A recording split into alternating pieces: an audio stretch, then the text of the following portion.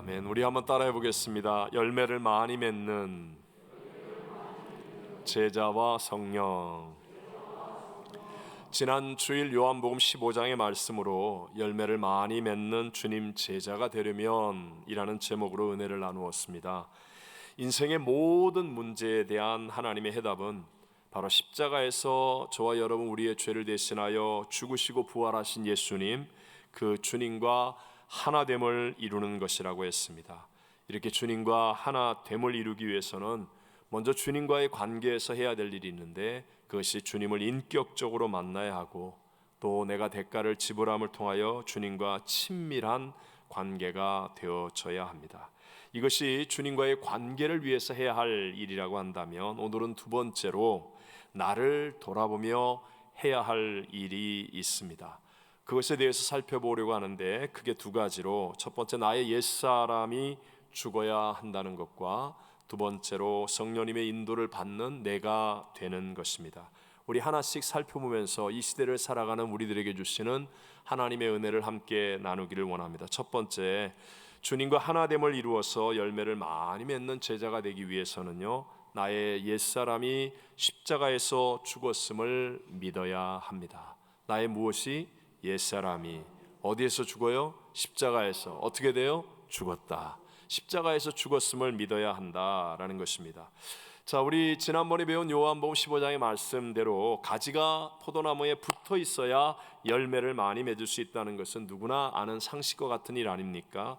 사실 움직이지 않는 식물에 젖붙이기 같은 것은요, 그냥 꽁꽁 묶어두기만 해도 가만히 나무에 붙어서 열매를 맺는 가지가 될 수 있습니다. 하지만 사람과 같이 활동성이 있는 인격은 그냥 식물처럼 그냥 붙여놓는다고 저절로 하나가 되지는 않습니다. 아담과 하와의 모든 후손으로 태어난 우리들은요, 다 자기가 하나님처럼 주인이 되어서 자기를 위해 살려고 합니다. 결국은 세상을 살아가면서 육체의 욕심대로 사는 죄의 종이 되어서 살 수밖에 없다는 것이죠. 이런 옛사람의 죄성, 아담과 하와로부터 물려받은 이 옛사람의 죄성은 얼마나 강하고 악한지 그 무엇으로도 다스릴 수가 없습니다. 잠깐은 가리고 숨길 수는 있을지 모르지만 반드시 더 끔찍하고 처절한 실패를 가져오게 된다는 것이죠. 길은 하나밖에 없는데 그것은 바로 옛사람이 죽는 것밖에는 없습니다. 그래서 하나님의 아들 예수님이 육신을 입고 이 땅에 오셔서 저와 여러분을 대신하여 십자가에서 죽으셨습니다. 그 예수님의 십자가에 죽으셨을 때, 그때 바로 우리의 옛사람도 함께 죽었다라고 하나님이 정의를 내려주시는 것입니다. 내가 나의 옛사람을 죽이는 게 아닙니다. 또 우리가 점차 1년이 지나고 3년, 5년, 10년이 지나면서 그러면서 점점 죽어가는 신앙이 되는 것도 아닙니다. 내가 노력해서 무엇을 이루겠다고 하는 것은 자기를 믿는 것이지 예수 그리스도의 십자가의 복음을 믿는 것은 아니기 때문입니다. 이미 하나님께서는 십자가에서 다 이루셨습니다.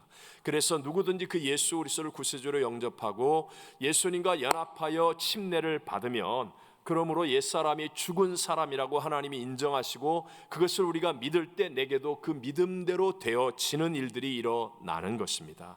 로마서 6장 4절과 6절을 같이 한번 읽어보면요, 그러므로 우리가 그의 죽으심과 합하여 세례를 받음으로 그와 함께 뭐가 되었어요? 장사되었나니. 누가? 저와 여러분의 옛사람이 장사되었나니 이는 아버지의 영광으로 말미암아 그리스도를 죽은 자 가운데서 살리심과 같이 우리로 또한 새 생명 가운데서 행하게 하려 함이라.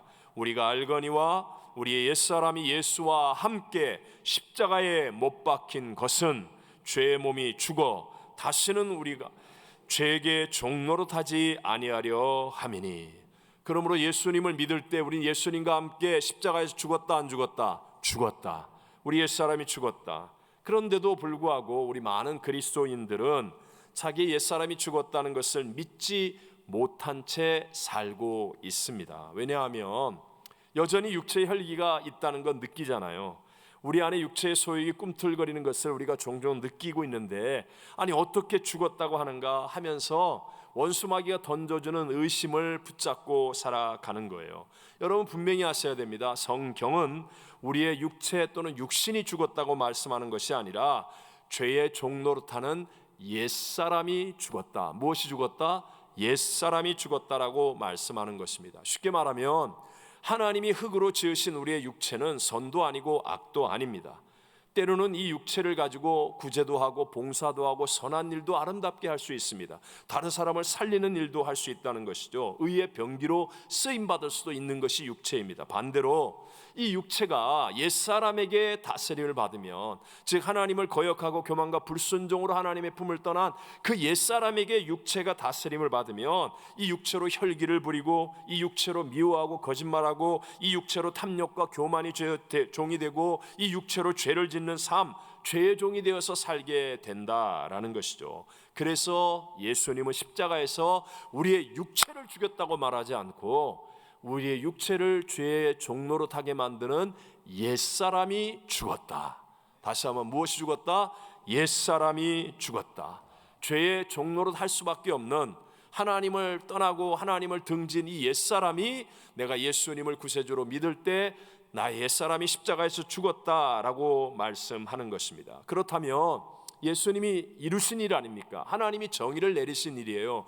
그것이 나의 삶 속에 실제로 누려지고 이루어지기 위해서는 어떻게 해야 됩니까? 그 중에 가장 중요한 한 가지가 믿음으로 받아들였으면 그 다음에 입술로 고백하는 것입니다. 입술의 고백을 사용해야 한다는 것이죠. 로마서 10장 10절에 말씀하죠. 사람이 마음으로 믿어 의에 이르고 무엇으로 시인하여? 입으로 시인하여 구원에 이르느니라 라고 말합니다. 자, 우리 잘 아는 사도 바울을 보십시오. 사도 바울은 분명히 이전에 그의 육체로 회방자요 교회를 핍박하고 그리고 포행하는 삶을 살았습니다. 그런데 그가 그리스도 예수를 만나죠. 그리고 예수 그리스도의 십자가의 은혜를 깨닫게 되어집니다. 그리고 난 다음에 그는 어떻게 합니까? 자기 옛사람이 죽었다라고 고백하는 거예요. 그랬더니 그 안에 부활하신 예수가 주인된 위대한 삶을 살아가게 되더라는 것이죠. 갈라디아서 2장 20절 앞부분만 읽어봅니다. 내가, 다시 한번, 내가가 누구예요? 사도 바울을 얘기합니다. 사도 바울이 내가 그리스도와 함께 십자가에 못 박혔나니 그런즉 이제는 내가 사는 것이 아니요 오직 내 안에 그리스도께서 사시는 것이라. 자, 보십시오. 사도 바울은 예수님과 함께 십자가에 올라갔습니까? 안 올라갔습니까? 안 올라갔어요. 예수님이 십자가에 못 박힐 때 로마 군병에게 자기의 손도 포개어 놓고 이 두 개를 한꺼번에 못 박아 달라고 하지도 않았어요. 예수님이 십자가에 못 박힐 때 사도 바울은 그 자리에 없었다는 거예요. 그런데도 불구하고 예수님께서 자신의 옛사람을 대신하여 죽으셨음을 믿음으로 깨닫게 되니까 그것을 입술로 고백하는 거예요. 내가 그리스도와 함께 십자가에 못 박혔나니 고백하는 겁니다. 그 고백을 통하여 그리스도 예수가 새로운 주인이 되어 살아가는 위대한 새 인생이 되어진 줄로 믿습니다. 한국 초대 교회사에 보면 그때 당시엔 꼭 필요했던 능력 있고 유명한 부흥사 김익두 목사님에 대해서 나오는데요. 아는 것처럼 그분은 원래 황해도 안악 산골에서 유명한 불량배우 깡패였습니다. 하루도 술을 마시지 않은 날이 없었고 주먹을 휘두르며 싸우지 않은 날이 없었다고 합니다. 장터에 가는 사람들은요, 그 산을 넘거나 그런 길을 지나면서 이제 곧 장터에 갈 텐데 성황당에다가 돌을 던지면서 제발 오늘 장터에서 김익두 좀 만나지 않게 해달라고 빌 정도로 그렇게 유명한 사람이었습니다. 그런데 그가 선교사의 전도를 받아서 예수를 믿게 되죠. 그리고 며칠 후에 그 장터에 이런 부고장이 돌았습니다. 김익두가 몇 날 며칠 몇 시에 죽어서 장사를 지냅니다. 이게 실제예요. 실제 부고장을 만들어서 이렇게 고백하고 돌렸습니다. 그러니까 그 부고장을 받아든 사람들은 야, 이제 시장터에 가도 김익두 안 만나게 되었다고 좋아하면서 어깨춤을 추었다고 합니다. 그런데 얼마 후에 보니까 죽었다는 그 김익두가 뭔 책을 끼고 장터를 왔다 갔다 하는 거예요. 보니까 성경책을 끼고 왔다 갔다 하는데 그걸 보고 사람들이 얼마나 실망을 했는지, 아니 당신 죽었다고 부고장을 보내놓고 어떻게 살아서 또 돌아다니냐고 하니까 그가 하는 말이 옛날 불량배우 깡패였던 김익두는 죽었습니다. 지금 여러분들이 보는 기믹두는 예수 믿고 거듭난 새 사람입니다. 이렇게 고백하는 거예요. 고백. 실제로 그가 정말 변했는지, 도대체 이 사람이 변한 건 믿어지지가 않으니까 알아보려고 한 청년이 동네 사람들의 부추김으로 구정물을 그에게 덮어 씌웠습니다. 구정물 세례를 받은 그는 눈을 비비고 얼굴을 닦고 난 다음에 그 청년을 보면서 하는 말이, 당신은 옛날 기믹두가 죽었다는 사실을 기뻐해야 됩니다. 난 이제 옛사람이 아니라 완전히 새로운 피조물입니다. 여러분, 그가 이 옛사람의 죽음을 이렇게 고백하고 이렇게 증거함을 통하여서, 그래서 새 사람의 역사를 누려 우리 한국 기독교사의 위대한 부흥을 이루는 하나님의 사람으로 쓰임받을 수 있게 되었다는 것입니다. 반대로 2013년 남가주교회 회장으로 미스바 대성회를 열었을 때, 그때 강사로 오셨던 박보영 목사님의 간증이 어제 저녁에 갑자기 생각이 났습니다. 이분이 원래 잘 나가던 의사였다가 심장마비로 병마와 싸우다가 하나님을 만나죠. 그래서 자신의 전 재산을 다 헌금하고 버림받은 아이들과 노숙자들과 함께 살며 목회를 시작하신 그런 분이었습니다. 그분이 의학대학을 다닐 때, 의대를 다닐 때 개를 마취를 하고 생체 해부 실습을 하는 거예요. 배를 가르고, 그리고 그 안에 장기들을 끄집어내어서 간, 위 막 이러면서 그러고 실습을 했습니다. 그러고 난 다음에는 이제 그 개를 안락사를 시켜서 처리를 해야 되는데, 그 일을 담당하는 분이 깜빡 잊어버렸다는 거예요. 그래서 다른 사람 아무 생각도 아무도 모르는 거죠. 그리고 다 옷을 입고 이제 뒤늦게 정리를 하는데 갑자기 개가 마취해서 깨어나는 거예요. 그러면서 비틀거리면서 일어나는데 눈에는 핏발을 세우고 배는 다 갈라진 채로 그대로 고통스럽게 움직이는데 전부 다 너무너무 놀랐다는 거예요. 바둥거리면서 끙끙거리는 그 개를 보면서 너무나 징그럽고 무서워서 누구도 손을 못 대었다고 합니다. 그런데 이분이 목사가 되어 목회를 해보니까 교회 안에도 이런 교인들이 많더라는 거예요. 죽은 것도 아니고 안 죽은 것도 아니고 죽어야지 그러면서도 언제나 눈에 핏발을 세우고 비틀거리니까, 그러니까 더 이상한 상태 아니겠습니까? 죽은 줄 알았는데 갑자기 또다시 일어나고, 죽었다고 그랬는데 건드리면 확 다시 그냥 살아나고, 그러니까 어떻게 주님과 하나가 될 수 있겠습니까? 먼저 죄악에 속한 나의 옛사람이 십자가에서 죽었음을 확실하게 믿고 또 고백할 수 있는 사람이 되시기를 바랍니다. 여러분, 죽으려고 애쓰는 것은 복음이 아닙니다. 그것은 또 하나의 율법 또는 종교가 될 뿐입니다. 이미 죽었음을 우리는 믿음으로 받아들이는 거예요. 창조주 하나님께서 독생자 예수님의 십자가를 통해서 이미 다 이루어 놓으신 거예요. 우리가 믿음으로 받아들이면 정말 옛사람의 죽음을 체험하게 되는 거예요. 이것을 고백해야 된다는 겁니다. 고백해야 된다는 거예요. 그러므로 여러분, 나는 믿음으로 이제 예수님과 함께 십자가에서 죽었습니다 라고 고백하게 되시기를 바랍니다. 오늘 집에 가셔서 남편과 아내에게, 부모님에게, 자녀들에게 고백하십시오. 저도 제 기억에 첫 번째 기도원을 갔다 온 다음에 집에 가서 집에 계신 어머니와 우리 쿤누님에게 나 죽었다고, 나 죽은 거 보이냐고 그랬더니 어머님이 깜짝 놀랐고 어디 아프냐고 막 그랬던 그 기억이 어설프시 납니다. 여러분, 고백하셔야 돼요. 오늘 꼭 전화하셔서 구역장님에게 나 이제 죽었다고, 그리스도와 함께 죽었다고 고백하세요. 내일 직장 가서 제일 괴롭히는 사람에게 찾아가서 나 그리스도와 함께 십자가에 죽었다고, 옛사람 죽었다고 고백하셔야 됩니다. 그러면 세상의 사람들은요, 김익두 목사에게 하듯이 반드시 여러분을 조롱하고 놀릴 겁니다. 반드시 여러분을 시험할 것입니다. 그것을 극복할 때 그것이 진짜 내 믿음대로 될지어다 하나님의 역사를 이루게 되는 것입니다. 두 번째로, 우리가 주님과 하나됨을 이루어서 열매를 많이 맺는 제자가 되기 위해서는요, 성령님의 인도를 받는 내가 되어야 합니다. 누구의 인도를 받으라? 성령님의 인도. 내 옛사람이 죽는 것이 끝이 아니라 예수님과 하나 되어 사는 것이 더 중요한 초점임을 알아야 합니다. 근데 이것이 믿어지게 하는 것이 누구냐?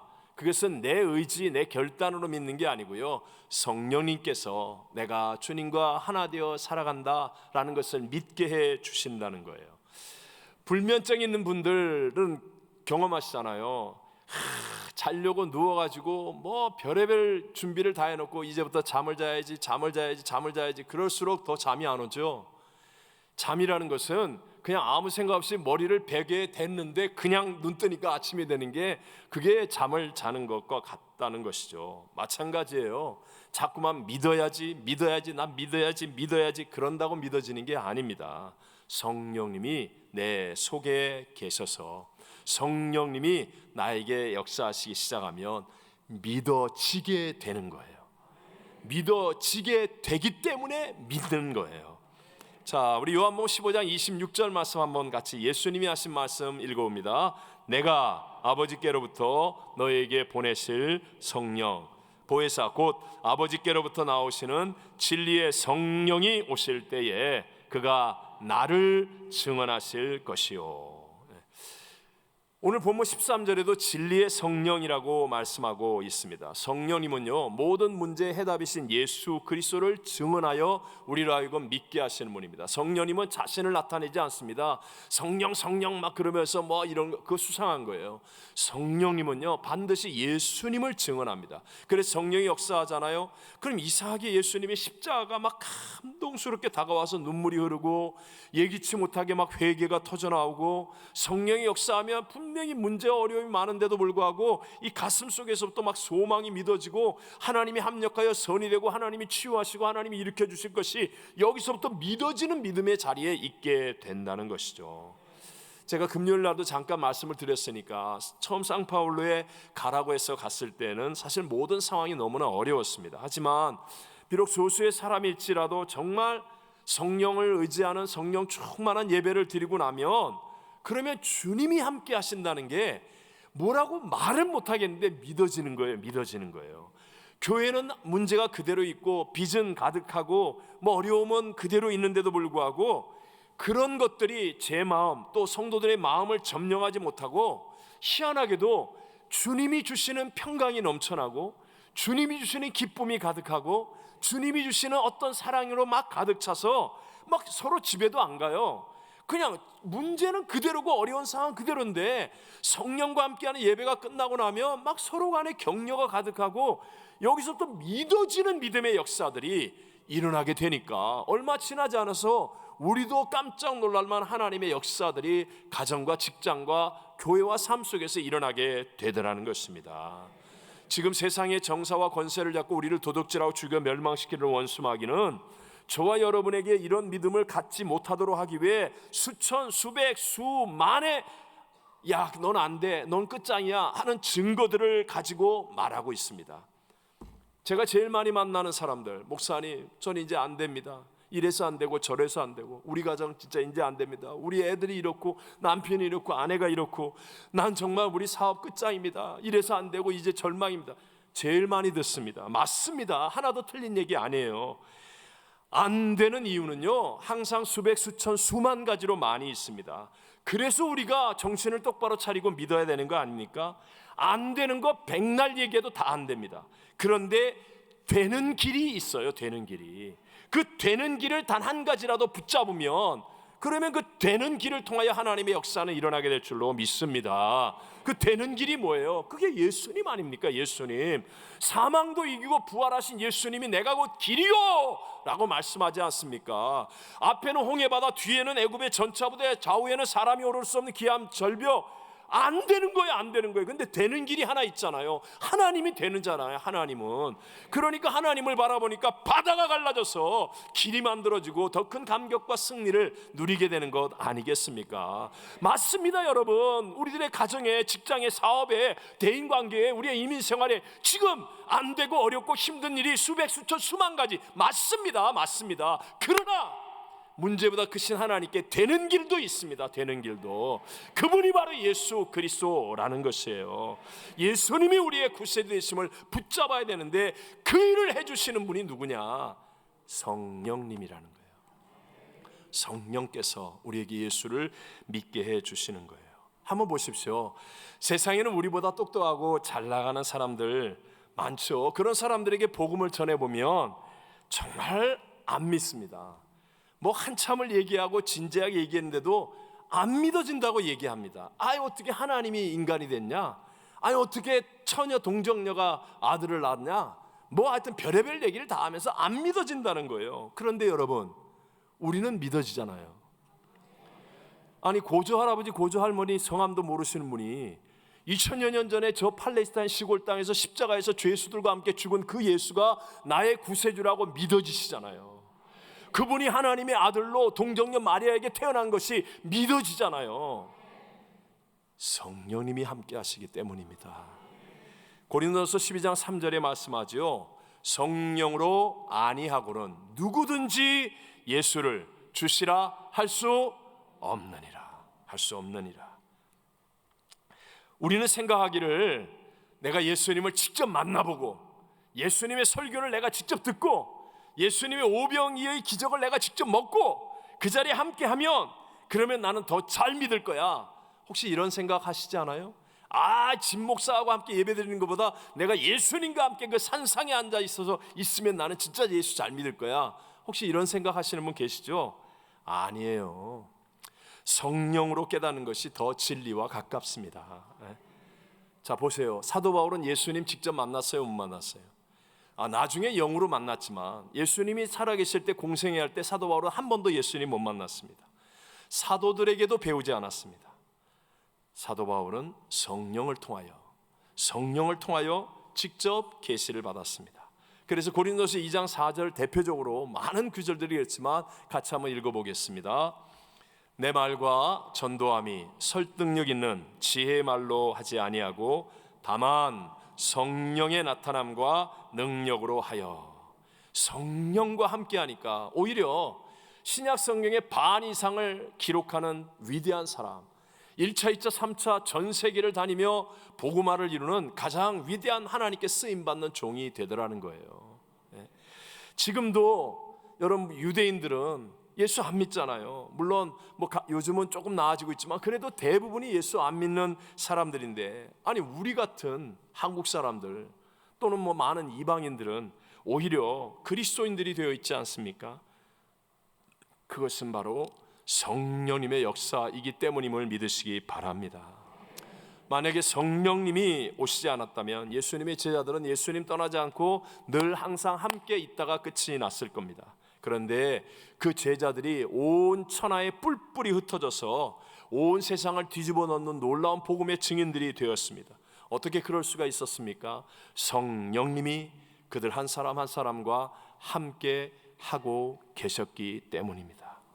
요한복음 20장 22절에 부활하신 예수님이 이제 떠나기 전에 이 말씀을 하시고 그들을 향하여 숨을 내쉬며 이르시되 무엇을 받으라?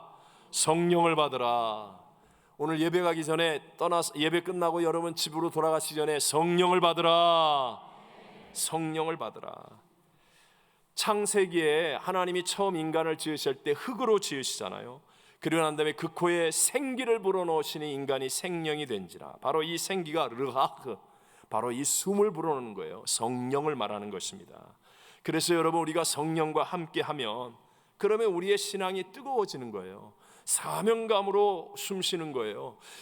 우리 성령과 함께하지 않으면 그러면 신앙은 과거의 유물을 찾는 듯이 죽은 신앙이 됩니다. 근데 성령과 함께하면 앞에 표대를 향하여 달려가는 생명력이 있고 놀라운 하나님이 함께하시는 기쁨과 감격을 누리게 될 줄로 믿습니다. 요한복음 14장 16절 17절 예수님이 하신 말씀 같이 한번 읽어보겠습니다.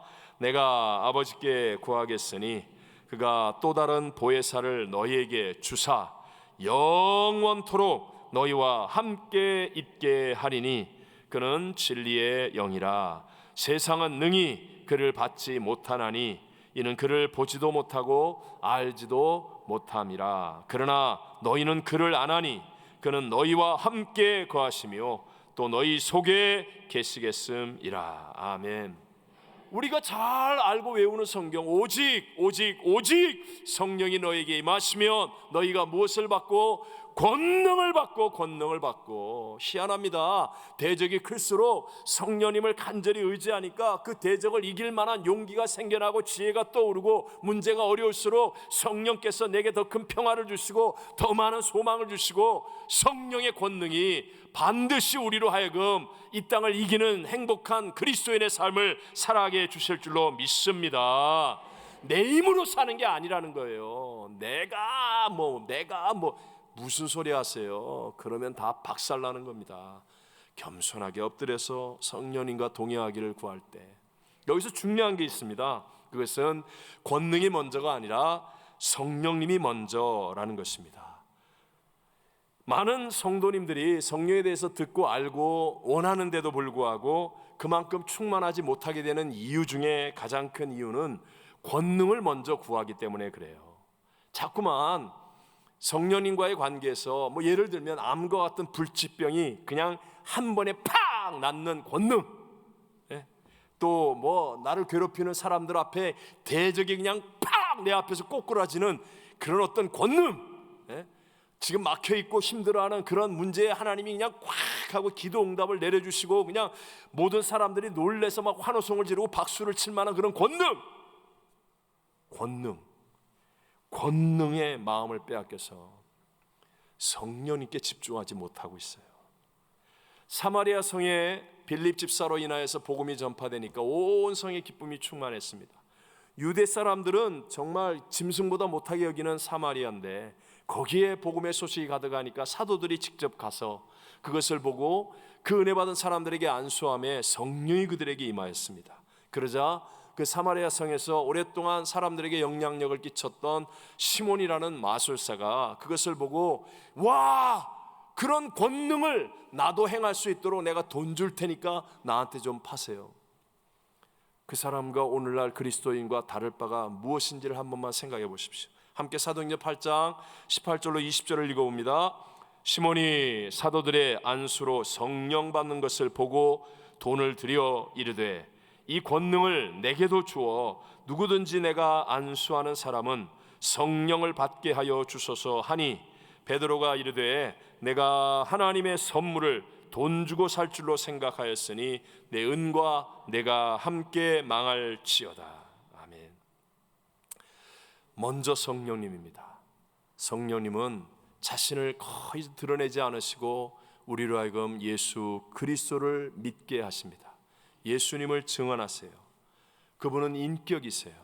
인격이신 성령님을 경외하고 그분을 존중하고 그분을 사랑하고 그 과정들을 지나면서 그분과 친밀해져야 합니다. 그러면 나도 알지 못하는 사이에 권능은 저절로 따라오게 되어 있습니다. 안 되는 것들이 되어지고 합력하여 선이 되는 역사는 반드시 일어나게 될 줄로 믿습니다. 주님과 하나 됨을 이루어서 열매를 많이 맺는 제자가 되기 위해서 나를 돌아보며 해야 될 일들이 오늘의 주제인데, 그 중에 두 가지가, 먼저 나의 옛사람이, 나를 죄로 이끌어가는 이 옛사람이 십자가에서 죽었음을 믿는 것입니다. 여러분 고백하십시오. 그리고 두 번째가 우리와 함께 하시고 내 속에 거하시는 이 성령님을 인격적으로 인정하고 모셔드리고 환영하며 그분의 인도를 받는 성령 충만한 사람들이 다 되시기를 주의 이름으로 축원합니다.